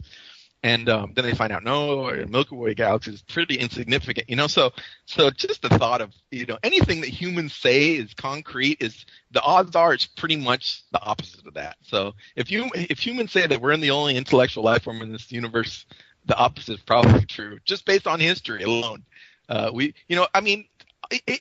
even something that big, but every week you hear that or every month you hear that milk's not good for you. Don't drink milk. Oh, milk is good for you. You should drink your milk. 2 glasses of alcohol is bad for you. Oh, 2 glasses of wine is good for you. This cholesterol is bad for you. No, this cholesterol is. They don't know. They change their minds all the time depending on the newest research. So I really don't believe anything they say, anybody says. To think that there's no alien life out there is just ridiculous. How do we deal with it? That's the big question. There's different viewpoints on this. The most typical viewpoint is that we have to expect, and this is the one that all the movies and TV shows and stuff are mostly based on. We have to expect what we have seen in our history, and what happens in our history when a superior race finds and discovers a new race. We pretty much decimate it or enslave it. The Spanish did this when they came to the New World. They conquered the Mayans with very little resistance. The far advanced race of the English came to New England and decimated the American Indians. The Vikings came to England and decimated the English there. We did this with the Africans. We did this with Hawaiians, Australian Aborigines. That's what we do. We just decimate everybody else. And we think that a far superior intelligence would do this to us, and they very well may. Have they visited us in the past? Probably. I can't say for sure, but I did some work with Van Daniken. I don't know if you know who Van Daniken. He did the Chariots of the Gods and yes. War of the Gods and different, and now the whole Ancient Aliens TV show. Yes. It's all based off his work. Yes. And he's just basically saying that historically aliens have come here in the past, and he's got a lot of evidence towards it that says, goes that way. And I would tend to believe that way. I mean, this planet's been here for a long time. I wouldn't doubt me that they've been here in the past. Have they selfishly controlled our government and consumed our resources dry? I don't think so. I don't think they'll do that in the future. If our planet is any sign of how other planets are, this stuff is everywhere. That's what the whole universe is made of. And even though our nature is to enslave other life forms and torture other life forms like animals and insects, and humans only account for like 0.0000% of life on this planet. So to base the theoretical actions of an alien race based on 0.0001% of all life on our planet, other life on our planet doesn't act like this. Dolphins don't decimate other species. Horses don't decimate and enslave other species. We're the only species that does that. So to base those thoughts on that, I don't think so. So you're saying basically we're sort of conquer and destroy, or destroy and conquer, whatever, however you want to say it. We really haven't grown up and out of that. So most likely what you're saying, if indeed we were faced with an alien presentation, an alien invasion, most likely we would try to attack it. The militaries of the world, let's say, would just try to attack it or kill it and see it as a threat. Yeah. But I don't think the aliens would necessarily do that to us. They either wouldn't do that because they're more advanced. I hope that we would evolve to that point of view. But also, and another theory is that they just don't realize we're there. They might step on us accidentally like we do bugs and stuff. Like ants. We don't mean to. I didn't mean to kill the ant. I don't want to kill the ant, I just didn't realize. I'm sure I've killed millions of things and not even known it, and that might be more of what would happen, is that they just didn't even notice we were here. Yeah, that's quite possible. I mean, this is definitely refreshing. Everything that you've talked about on the show this evening. Of course, everyone who's listening, all of this is in the book. I mean, it's explored. It's if anything, a great read. And the book itself is a complete DIY, which is do it yourself. self-help guide, not only for the end times, but any global or local crisis, which we seem to be experiencing plenty of lately, as quoted from your book, the back of your book, Dan. So, at the end of the day, it's healthy to sort of explore all of this and sort of go there. And I think that what you have put across is more important than anything is that get back to sustainable living. It seems natural building, renewable fuels, sustainable living, because that's kind of like where we already came from. And then now we've kind of gone into this place of we're really just sort of pillaging the planet, abusing it more than ever. And we all know, and I'd love your opinion on this, Dan. At the end of the day, if the planet wanted to rid herself of this virus, aka humans, do you think she just would? Yeah. Start over? Yeah. Using your analogy, I think that we're like fleas on her back, and she just kind of shakes it loose and, scratches it away when it starts bothering her. Most of the time, the fleas don't bother her, but if it really gets into a bad infestation, she'll do something to get rid of them. And as we began the show, and hence we should come back to this again, the reverence and, for life. Perhaps that through this last 80, 100 to 100 years, perhaps that we can all start to actually see what we've done and our attitude, how it's changed so dramatically, and how we've become so devoid of caring for life forms on this planet. I think in remembrance, and anything that we need to remember at the end of the day is the planet is the creator and provides us with everything that we have to sustain life. Yeah, it's not man. Right? Well, back to that. Planet. What's that? I said it's not man. It's not the truck driver or the farmer that provides you with everything you need to sustain life. It's the planet that's producing all this. We're just harnessing those things. We're harnessing it, yeah. And at this point, we're sort of, we're killing the home that we live in that is absolutely stunning and amazing and beyond. We haven't even begun to cover 10% of what is in the ocean. We don't even know. We haven't even charted that out yet. So we've yet to still discover our planet and all of its beauty and everything that it provides for us. So I love where you're coming from personally, that you bring up all of the different aspects, the different possible scenarios. But at the end of the day, Dan, I think that you're just one of the good guys. You're out there really sort of walking like you talk, so to speak, assisting others into getting back to sustainable living and respect for this planet and for each other.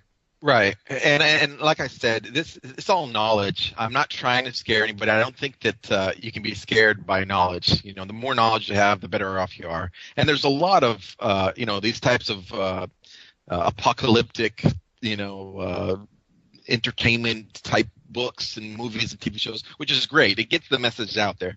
But in all honesty, there aren't many people alive today, and even fewer authors who have been on these sites, in these locations, for these. I've been in the last 10 national state of emergencies for the United States out of 17, and I've been in 17 of the last 25 international catastrophes.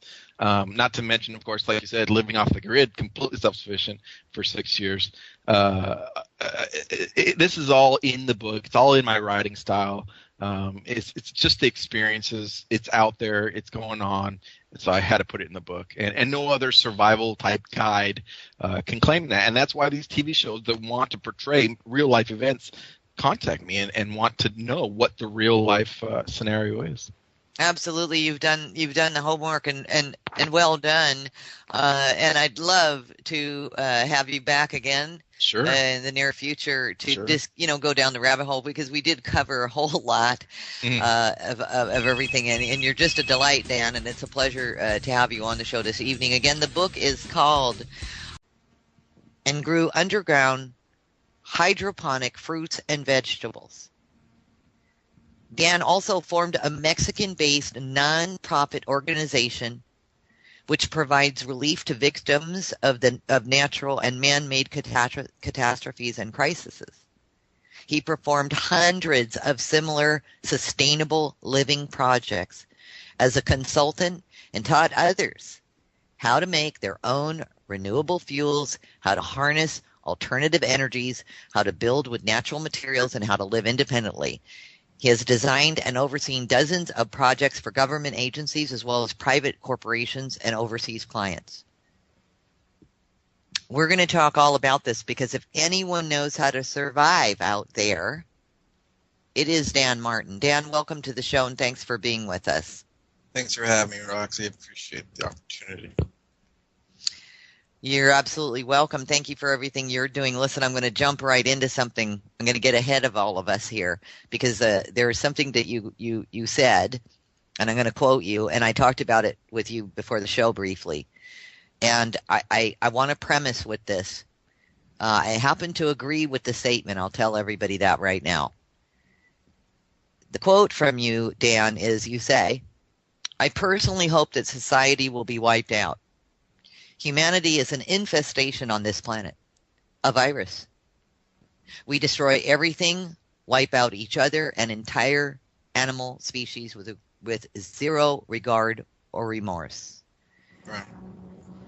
Where does that come from? And please be totally open. It's totally safe to do that here. Well, it basically comes from over 62,000 hours of topic-related, like you said, hands-on experience in a wide array of catastrophe and non-catastrophe related social interactions from,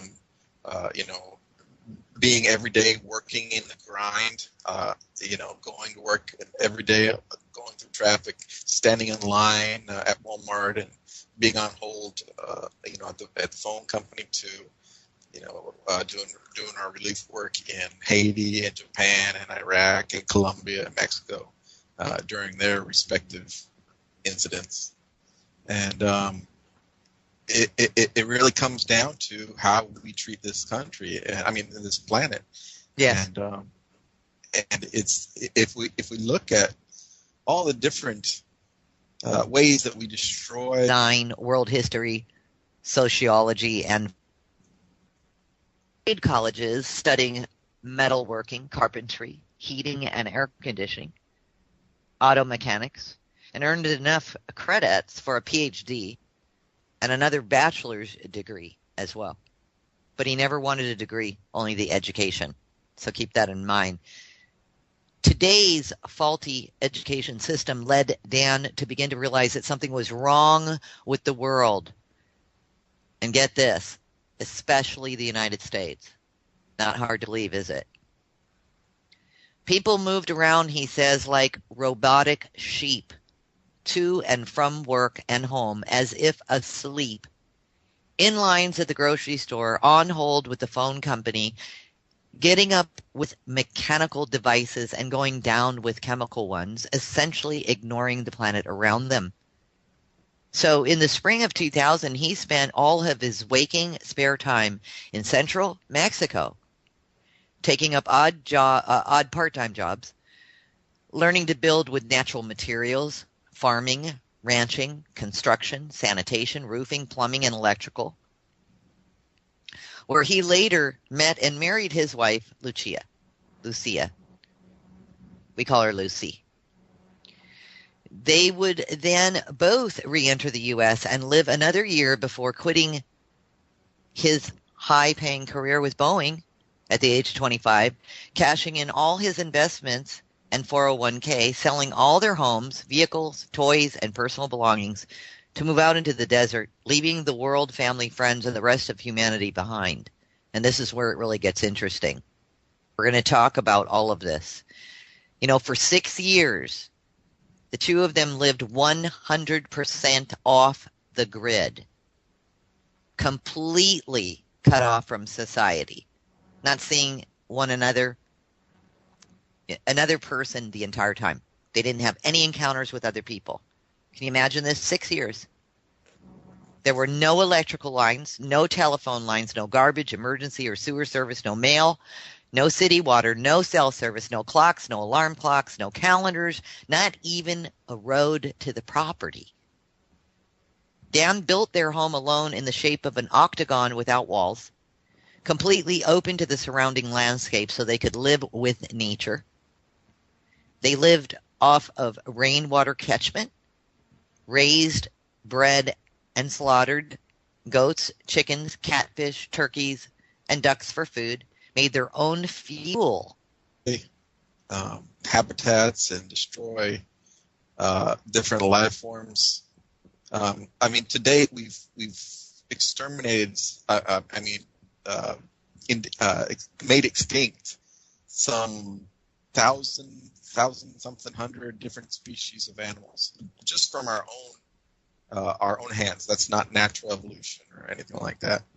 And then you have us locking up. You know, we put collars around dogs and chain them to poles, and I mean, this is the same stuff that we did with blacks, isn't it? I mean, didn't we put collars around them and chain them to poles, and we put them in cages just like we do the dogs. We made them plow our fields just like we do horses, and we whip the lions in the circus. You know, if they're not performing, just like we did with blacks, and then we just wipe out miles and miles of hundreds, thousands of miles of their houses, where they live, in the name of suburban expansion and development. And I just think in 100 years, just like we do now, looking back at how we did with slavery, in 100 years we'll look back and say, wow, I just can't believe that we did all this. I mean, there's something like just a little over 200 million, 220 million, I think, 225 million animals die each year just from motor vehicles. That's not hunting. That's not for food. That's not, abuse or any testing, any of that. Just for motor vehicles, 220 million a year. I mean, we destroy their homes. We destroy their breeding grounds. For development, for oil. Over 12 billion trees are cut down each year. 6 million tons of coral reef. Just for souvenirs. We murder them just for fun. We're going to go out this weekend and kill a few deer. Sounds like a good time. Let's go bring some beer. We mount their heads on our walls and for trophies. We force them off our land, or their land rather, or we slay them just because we're afraid of them, like wolves and sharks. We keep them as livestock. We mass produce them for meat. We pump them full of. Welcome everybody on a Tuesday, October 29th. The year is 2013. We're almost wrapping up this year, aren't we? The weather here, amazing in Arizona. It has been just absolutely gorgeous until 2 days ago. The chemtrails started coming in, and today we have a hefty storm rolling in right about now. So we'll be staying live on the air, of course, as we always do through the storms. And of course, I want to welcome everybody this evening. I know this topic is you're quite familiar with it, and I think this is going to be a very interesting conversation. My guest, Dan Martin, who is the author of the book Apocalypse, How to Survive a Global Crisis. Of course, if you want to pick up the book, you can go to Apocalypse, the book. That's apocalypsethebook.com. And of course, he's all linked up and will be forever and a day at thetruthandI.com. So you can always grab that later if you forget the name of a website. He's also at DIYsufficient.com. And we'll talk about both those websites as we proceed through the show. Let me give you a little bit of background on my guest. And keep in mind that Dan is a survivalist himself. So he's writing from first-person experience. At the age of 17, he joined the military, was stationed in Hawaii, my hometown, and eventually deployed and fought in Desert Shield Storm, where he was honored with several awards and national defense, good conduct, and expeditionary medals. He received a degree in environmental sciences and another in sociology from the University of Hawaii. And upon arriving back in the States, he attended the University of Texas, where he studied physics and engineering. This is going to be really fascinating. It was also then that Dan volunteered with Habitat for Humanity. That's another something that Dan and I have in common. And Greenpeace, where he must have gotten his first taste of living and working outside of the norm. He then went on to work for Boeing Aerospace, NASA's Phantom Works, and the Air Force. During Dan's time with Boeing, he attended San Antonio Community College, taking undergraduate courses in pre-med, architectural design. Drugs and force them to live caged filth. We domesticate them. We manipulate them. We create new species of them, like dogs and the cats and the chickens and stuff we know. That's not a real life form. We created that for our own, for our own use. We perform hundreds of thousands of hideous tests in the name of lipstick and makeup and weatherproofing jackets. We make them perform in circuses and zoos and on TV shows for our amusement so we can laugh. We spay them and neuter them surgically, stopping them from having children. I mean, what if you were spayed and neutered, so that you couldn't have children anymore? Just so that there's not more of them on the streets and there's more of us. Yet, even with all that you just said, which what you're describing, Dan, effectively is that it appears that humankind has no value for life. Right. Which is really sad. That's really deep. And you're describing the actions of barbarians. And that's the fundamental action of a virus, like you started out saying. A virus has no intellectual concept of it's not trying to hurt you. It's not trying to make you sick. It doesn't have any notice of humanity or any other living thing. It doesn't care what it does. It doesn't care that it wipes out hundreds of thousands of people or animals. It just does what it does. But I think that we should be more intelligent than a virus. Shouldn't we be a little bit more thoughtful of other life forms on this planet? And that's a good question, Dan. And in your, in saying that, why is there a divide with that? Because there are those like myself and for you and many of my friends who have total respect and value for life, who get into animal rescues, who, take that dog off the street and bring it home and give it a home, who do not eat meat, who do not want to slaughter, who do not want to play that game with breeding or, grow their own gardens and take complete joy in procreation, etc., and have much love for the human species.